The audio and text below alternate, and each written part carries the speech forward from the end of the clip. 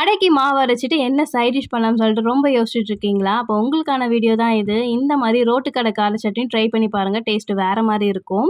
இதுக்கு தேங்காய்லாம் எதுவுமே தேவையில்ல. வாங்க எப்படி செய்யலாம்னு சொல்லிட்டு பார்க்கலாம். ஃபர்ஸ்ட்டு இதுக்கு 2 வெங்காயம், தக்காளி, அது காரத்துக்கு ஏத்த மாரி காஞ்ச மிளகாய் எடுத்துட்டு, பூண்டு ஒரு கைப்பிடி அளவு எடுத்துக்கோங்க. அதுக்கப்புறம் கடாய் வச்சுட்டு எண்ணெய் ஊத்திட்டு அதில 1 டேபிள் ஸ்பூன் வந்து உளுந்து ஆட் பண்ணிட்டு, அதுக்கப்புறம் வந்து கடல பருப்பையும் ஆட் பண்ணிட்டு, கூட வந்து பூண்டு, அதுக்கப்புறம் வந்து காஞ்ச மிளகா உங்களுக்கு காரத்துக்கு ஏத்த மாரி ஆட் பண்ணிக்கோங்க. வெங்காயம், தக்காளி, உப்பு ஆட் பண்ணிட்டு, அதுக்கப்புறம் வந்து மஞ்சத்தூளும் ஆட் பண்ணிட்டு நல்லா வதக்கிக்கோங்க. கூட பார்த்தீங்கன்னா வந்து பெருங்காயத்தூளும் ஆட் பண்ணிட்டு நல்லா வதக்கிட்டு ஆற வச்சு எடுத்து வச்சுக்கோங்க.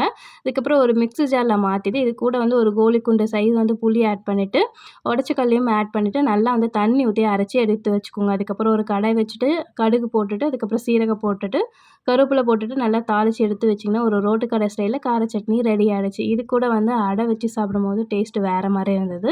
நீங்களும் ட்ரை பண்ணி பார்த்துட்டு எப்படி இருக்கு சொல்லுங்க. இந்த மாரி வந்து ரெசிபி தெரிஞ்சுக்கிறதுக்கு நம்ம சேனல சப்ஸ்கிரைப் பண்ணிட்டு, லைக் பண்ணிட்டு, சப்போர்ட் பண்ணிட்டு, அடை செஞ்சுட்டு என்ன சட்னி செய்யலாம்னு சொல்லிட்டு யோசிச்சுட்டு இருக்க உங்க ஃப்ரெண்டுக்கும் ஷேர் பண்ணி விடுங்க. நாளைக்கு வேற ஒரு வீடியோல பார்க்கலாம். பாய்.